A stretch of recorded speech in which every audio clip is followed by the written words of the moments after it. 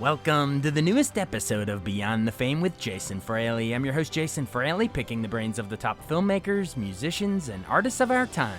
Oscar nominee Terrence Howard and partner Mira Pack are launching a new digital talent discovery platform called Holly. They join me to discuss how they hope to change the industry, as well as his memories of The Best Man, Crash, Hustle and Flow, Empire, and Prisoners. Hey, thanks so much for joining us. Yeah, hello. Hi. We're talking with Terrence Howard and, of course, Mira. We're launching the new platform, Holly. It's like a Hollywood talent discovery platform. We're trying to disrupt the traditional talent model here. So, yeah, tell me, when did this idea come about? Were you all sitting around saying, there's got to be a better way? Well, we don't want to necessarily disrupt. We just want to augment and assist where there's gaps. And that's where it typically started for me. We're constantly asked by friends, by relatives, by talented people that we meet that's always asking, how do I get in the business? When do I get a shot? What does it take? How do I find an agent? How do I find a reputable agent? How do I audition? How do I find out about parts? And all you could tell them is, you got to, put your nose to the north and try and follow your star. It's like, how do you get there? Because it's a lot of luck involved.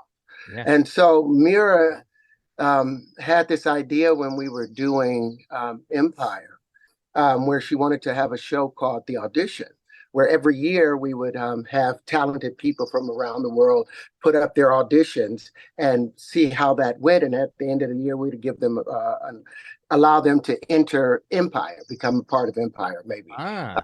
So that's how it started. And then it ultimately moved into everybody needs representation if they have a dream. If you're a doctor and you've always wanted, we have friends that are doctors that's always wanted to be actors, but they're 70 hours a week in their office. How do they go and audition? And they don't want to be auditioning against people that don't have the same caliber of nature they have. But if they could put their stuff on tape or record themselves and then upload it to a platform where everybody could come to and see them, then lawyers, then judges, then anyone, it's a safe space. If tech has changed every other industry, has brought about huge changes in diversity and inclusion, why hasn't that happened to the business industry, the business side of the entertainment industry? Why is it these gatekeepers are still the same gatekeepers and we never get a shot?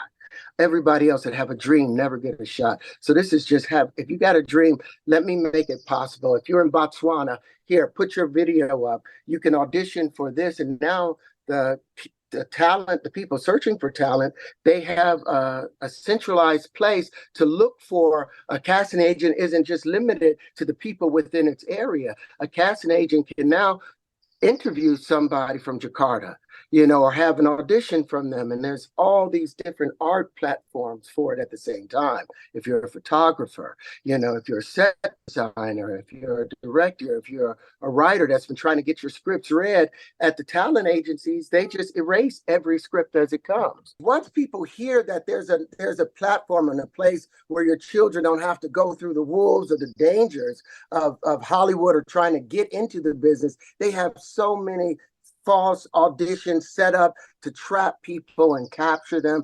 This is a safe space to where a community can look after you. And you know that all the people that you're auditioning for is verified. All of this, it provides a safe environment where the creative arts can explore and expand and people can accomplish their dreams. Awesome. Yeah. So you don't have to fly to Hollywood. You don't have to fly to New York to audition and that whole process. You can just upload your video from Botswana or anywhere that you mentioned in the world. It's sort of democratized. And you can't do that. Even today, they don't even allow you to come in and audition in person. It's still on tape. Right. You're still sending yourself out. Everybody's auditioning on tape. So it's like, why not provide a space where producers can find new talent? And where other artists can collaborate and grow their talent. And then in time, we can produce our own projects on Holly with talent that we've built in. So it's got a lot of far-reaching goals. But if we have the grassroots movement, because the need is there, and if the desire is really there to help the people and to grow your own business as a producer, as an actor, as a writer or creative, this is an opportunity to It's like LinkedIn for the creatives. Yeah, I saw it dubbed sort of LinkedIn meets Instagram in terms of how it might look. Well, Mira, why don't you hop in here and sort of speak to, I mean, Terrence beautifully put sort of the theme and the mission behind it. Yeah. But Mira, could you speak a little like how do you envision like visually the interface looking? I mean, no, Terrence has got it. That's why I have kind of been quiet. But he's really, I mean, it's exactly what you said. It's a place where we can congregate, right? Right now, there isn't anything like that. Where do you go? That was the number one question that was asked of me on set, and every time we're at an event, is a bunch of young and older and anybody around across the board. How do I get noticed? How do I get representation? How do I get an agent? Well, I mean, we can make those introductions, but the truth is you're going to have to pave your way. And with this, I mean, we're hoping with this technology that we'll be able to build that algorithm so we can know who the next rising star is. And that'll come when you upload your reels and you try out for, and you audition on this platform, which there's nothing like that right now. So something like this would really bridge that gap that we need filled. We need that. We need some kind of conduit for the creatives so that we can explore, feel safe, and also for producers, directors, anyone to also casting directors, to come see who the greatest talent is right now. Who, instead of regurgitating everything that we have now, the model that we have now, something brand new, something new. I think it'd be exciting. Awesome. Yeah, absolutely. And you both mentioned, uploading your reels for an actor, and I assume it could work the same for a director. Upload sort of your directing reel, sizzle reel, whatever. What about, say, for like a screenwriter? Are you uploading like PDFs of your scripts, or how does that work? Well, picture a screenwriter that's trying to get his stuff into the WGA or trying to get another person to read his stuff. At the talent agencies, they can't even look at the script. They have to hit delete right away, or the person could say, you stole my idea. Right. So they never have an opportunity for their scripts to be read. But there's a lot of actors that will be part of the community that don't necessarily have jobs at the time, but they can go and pull scripts from the community and have a table read. And directors could watch that, and people the screenwriter part. Screenwriter, but so this is the aspect. So writers can upload. So the way we saw it, and then we have a lot of friends who are writers. How can I get my 200 scripts read? 200 scripts read, right? I have all these scripts that I've posted. Well, first you want to date it, right? This is my script. This is my idea. So you upload it. So you upload your script and you try to get traction. You promote it. This is my dream cast. And then so we have it so that they can upload who they would want as a director, their dream cast, their dream director. And then if your script gets traction, because if it's a good script, it goes like wildfire, right? Everyone wants to read it. And then you could actually see who's read it, how much traction it's actually gotten. So it takes kind of a guessing game. And there's a trade of like what you typically don't have when you're doing copyright and things of that nature. If you don't have the money to do the copyright, you need to have a trace of who's seen your stuff. Can you give everybody a non-disclosure agreement? Or is it possible that every person that clicks on your stuff, there's a trace of that this came, right. That you contributed. This was your idea. So that it provides a safety net that everybody can really feel safe in and play in. Like a digital paper trail that you were the one behind it. And it keeps you busy, right? So if you're a screenwriter and you've got this stuff, you got these projects up, you can put it up and see. And then if you're an actor, you're not working right now, and you say, wait a minute, who's this guy's dream cast? Terrence Howard. Well, I'm kind of like I could play Terrence in some stuff, and then maybe they read it, they love it. Maybe it gets to the level where Terrence reads it. He hears it through his grapevine, and he reads it, and then people see that he's read it. Then it builds this traction of, and then if you see someone that says, I'm interested, I'm attached to this, then it builds even more of a momentum of, hey, I'd like to post. I want to put my reel up there. I want to actually keep busy instead of there's nowhere for that now. And it's more selfish for me in this life because as an actor, there's been some really great auditions I've gone to that I didn't get the part.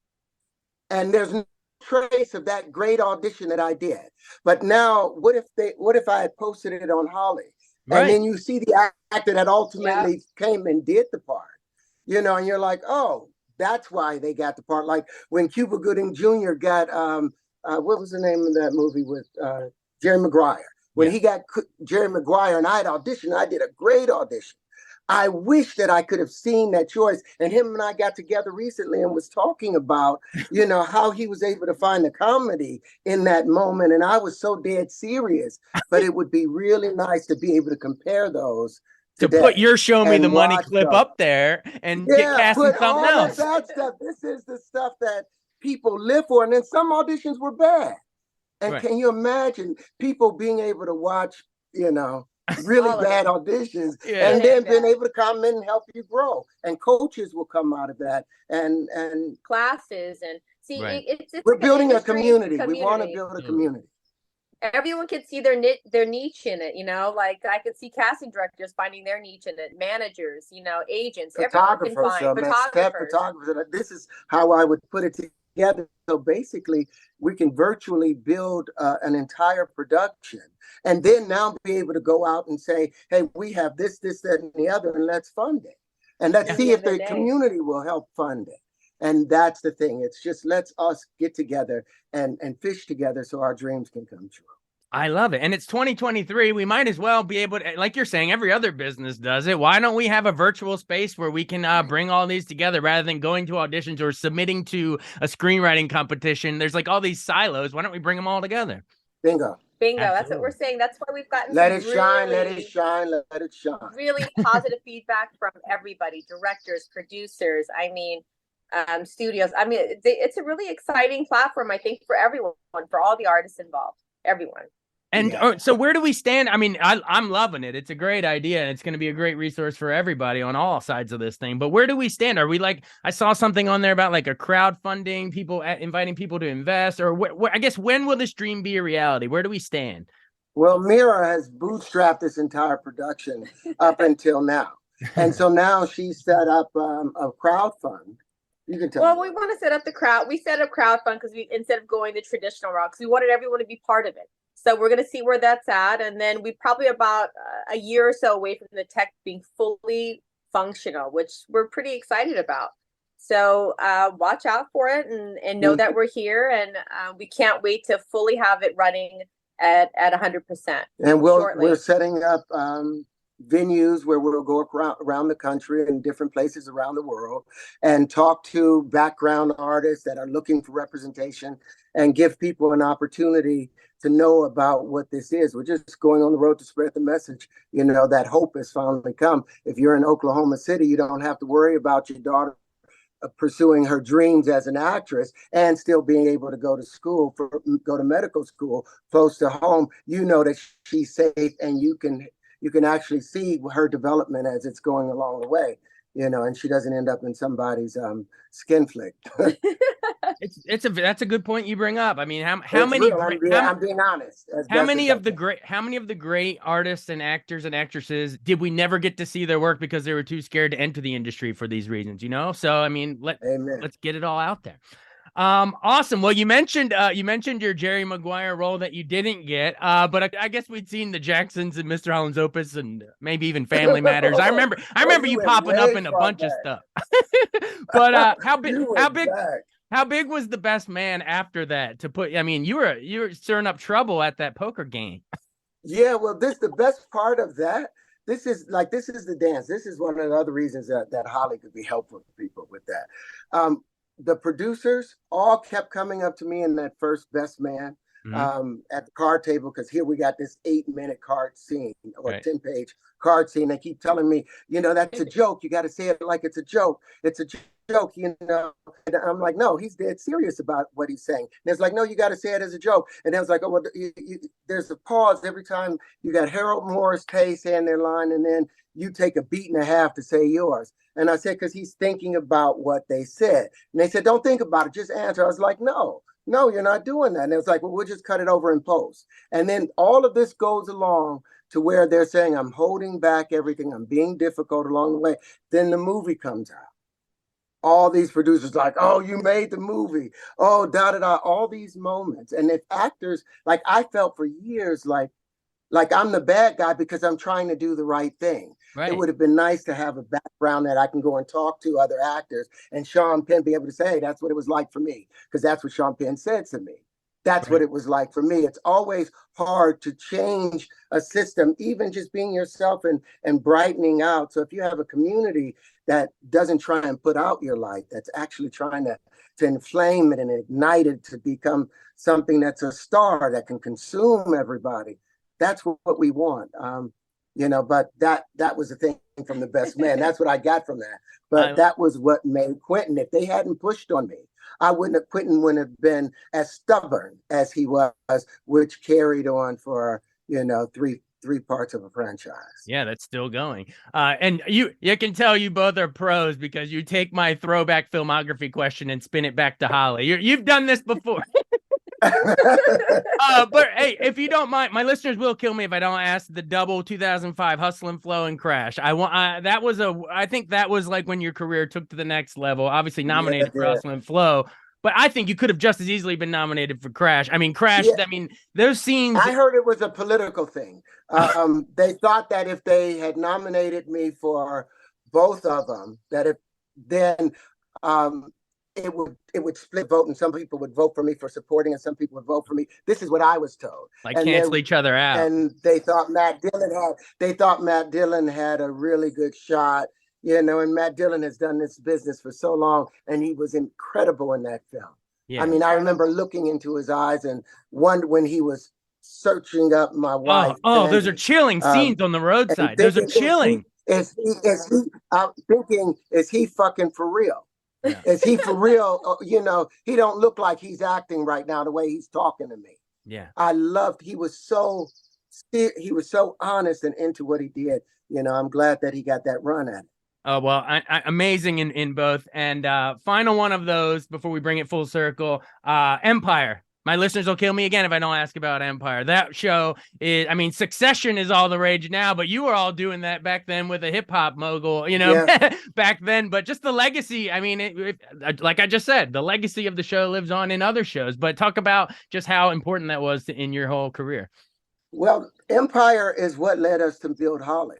Yeah. The struggles that we had to go through in order to make that and keep that a strong script every week. The stuff that they were asking us to do inside the script, I just couldn't do. It was like, no. So we have to rewrite the script, and you don't have anybody to really support you in that battle and saying, if you guys go down this road, you're going to destroy the character. You have to keep battling. So it's like we want to build that environment so nobody has to go through all the stuff we went through on Empire, because Empire had 28 million viewers in the second season, and they allowed it to drop down to like 4 or 5 million viewers, by not listening to what the audience really needed. And if we had a platform where the audience could come and really be speaking out about how they would want other creatives talking about directions that it could go in, we could have the success of Billions or Succession, who took that idea and did it right. When I saw Succession, that's the first thing we said, they did it right. They don't know buffoonery. They did it right. And having an audience, that's saying, hey, y'all can do it right. You don't have to spoon feed us, this worthless stuff. But the audience can't really speak right now because TikTok and Instagram and all of those other platforms, they're just for gossip. There's no true creative spirit out there. They're about getting points or I don't know, views like that. And this isn't, the creative isn't like that. The creative doesn't need that, but they do need encouragement. So we want to provide a space, a safe space where encouragement can happen. There you did again. He brought it all the way around for you. See, I know. Every time I do these, people are like, I want to ask him about this, and this, but let's talk about what they're here to talk about for 90% of the time. I didn't even get to talk about 10th anniversary of Prisoners, which is one of my all-time. That should be up with Zodiac and Seven and all that, man. Oh, that was so scary. I was looking again. I had another one of those moments where I'm looking into the eyes of an actor, and Hugh, when he was enraged in that bathroom, I was afraid of him. Yeah, I was afraid of him. I'd never seen that pain in somebody, that desperate pain, and I don't know where he drew that from. Yeah. But the director and the cinematographer was, oh my God, that was the thing. I let them down though, because I was supposed to have played the trumpet, and I didn't put the work in and do the trumpet. I was supposed to play a really nice song on the trumpet. Oh, did they add that after the fact? Yeah, I thought, before when I was in there, I was supposed to play that trumpet well. I wasn't supposed to suck at it, but they made it work. But yeah, I slipped on that one. I think we'll forgive you. The performance was great. I invite everyone to go back, with Viola Davis and Hugh Jackman, Jake Gyllenhaal, and that cast. Paul Dano, Melissa Leo. God. Paul Dano, Paul Dano. Yeah. He skyrocketed. I was so proud of him. It is my favorite Denis Villeneuve. It's my favorite of his films. But anyway, all right. Well, thank you so much for indulging me on a couple of those, filmography questions. I guess as we close up, let's bring it full circle to Holly. All of these great movies and shows we're mentioning. How will this, Holly, bring us even more of those to come in the future? We got to bring it back around.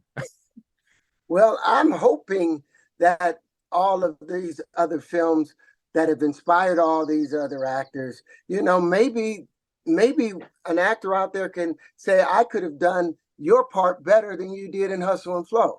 Right. I could do that monologue better. And it's nice to have everybody out there trying other people's work with the benefit of having other people's work as a foundation at the same time. So we're turning stumbling blocks into stepping stones, where any mistake you've made in a past performance, somebody's able to grow from that and really grab and become the best artist and can blow Viola Davis, who's a goddess, when it comes to the arts with what she's accomplished. But it'd be exciting to find a new one, a new Terrence Howard, a new, who's the next Viola Davis?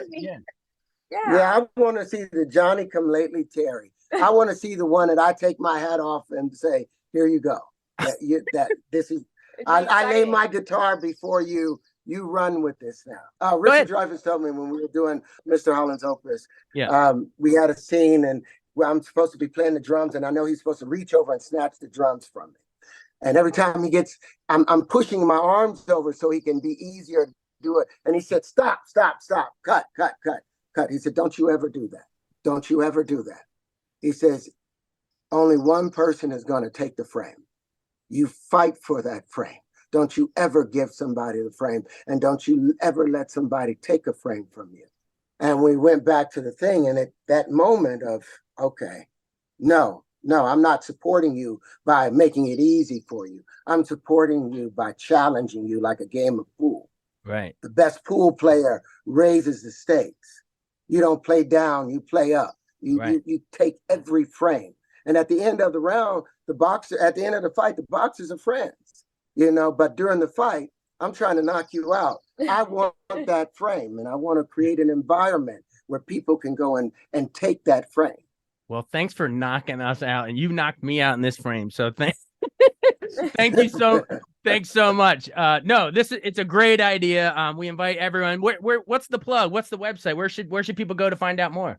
Right now right now you can do the initial sign up for early access, and it's at hollyentertainment.com. And you're just reserving a space. You're reserving a space for when it's up. Because we'll put numbers up for the people that come in to join Holly. Right. And the higher your number, the higher you are on that tier. So you want to get in as fast as you can so that you can get the benefits as we continue to grow, and then ultimately we'll reach everybody. But, the sooner you get in and reserve your space, as soon as the platform is open, you have your space reserved and your numbers there. Okay. So that's the people that are investing in it now. I got you. Yeah, people investing in, that's what we want, the people to invest and build so we can build out the rest of the platform. And then once it actually launches, then is it going to be like a subscription service? Is it free like Facebook, or what's the idea of that once it actually is up? It's a free sign up, but once we get really going, it'll be a subscription for casting agents, for the studios, for people that's looking to grab talent, and then we'll also be able to provide help in certain areas. We're hoping to provide like there's a lot of extras that don't have any representation. Right. Millions of extras around the world that don't have a shot to be able to have their stuff seen. So we just really want to help them get organized. All the talented people out there that's been disenfranchised as a result of location or geography. So for just to clarify, the actors that sign up, or the struggling screenwriter, or the set designer, whatever, that has no representation, do they just create an account? Yep, they're going to create an account. They're going to create an account. It's free to sign up, and then we haven't developed where the tiers will be for membership, because it'll be different depending on what you're looking for. If you're looking for more of someone to help you with your legal side, we want to offer legal advice, legal help, try to get through the motions of if you're looking for representation. So different tiers will be set up for different kinds of needs that you need. So, and for people, but it will be free, but it'll be absolutely free to sign up and introduce yourself. And then from there, we haven't even developed that far ahead yet. Yeah, we're building we are building the community right now. And the good thing is that there's the interest for finding equanimity within the creative industry and a safe environment. And so anybody that has any foresight, any vision, any investors with vision, they could see the multiple places where this is going, not where this can go, but where this is actually going. You know, we're going to do it if we have to continue bootstrapping it ourselves and go out on the road in a tent. We're going to gather the creatives out there, and we're going to make a change for the better for our industry. Awesome. Keep bootstrapping. It's so exciting. It's a great idea. In your ideal world, what would be a good launch date? Are we talking like a year from now, a couple months from now? You hope it's up? I know there's no way to know, but like 6 months, anywhere from 6 months to a year. It takes us. We need about 6 months to finish building the platform. Right. You know, once we're fully funded. Yep. Yeah. And then it's out on the marketing trail. It's out to spread the word. It's out to, you know, we're going to do some fun things. There's going to be some really fun things. And there's a lot of people in the industry that want to be a part of this at the same time. So we're now organizing existing actors and existing directors and producers, because a lot of the low budget films, how do you know the independent low budgeted films? Yeah. How do you know if the person you're talking to is a con man, or if the person that you're talking to is a legitimate filmmaker? You have no way of knowing. But with Holly, we're going to keep a board up of reviews of people that's gone to here, there, and the other places. So you'll know where's a good investment. It's a verified space where your investment is verified. Safe, where your investment is also safe. They're all vetted. It's verified. Unlike Twitter now. We're not verified on Twitter anymore, but you will be on Holly. Yeah. Well, I like that word vetted. That's even better for us. Vetted. It's like vetted. Vetted through the industry. Yeah, I'm going to have to take that. We're going to use that. I am going to use that. Stolen. No, you can steal. He said we can use it. We're borrowing. Yeah. We're actually can borrow it. Reflecting his. You don't even need to give me credit. Just as long as in your head you remember, that was that guy in credit is due. Vetted. All right. We're going to call that Jason Vetted. Yeah. Jason Vetted. There you go. I like it. I don't know how much weight that carries, but you contributed. Hey, Jason Vetted. This was so much fun. Thank you so much for doing this. I really, really appreciate all the best with it. It's a great idea. Thank you so much. Please spread the word. I know. Thank you. Thank you for and your anybody time that really wants to make an investment into the future of other creative artists, any field, this is the place to do it. We really want to make this a worldwide event. Awesome. Thanks so much. Thanks, Jason. Jason Vetted. Bye. See you again. Thanks so much for listening to Beyond the Fame with Jason Fraley. Our theme music is Scott Buckley's Clarion. Remember to give us a 5-star rating if you like what you hear. We'll see you next time.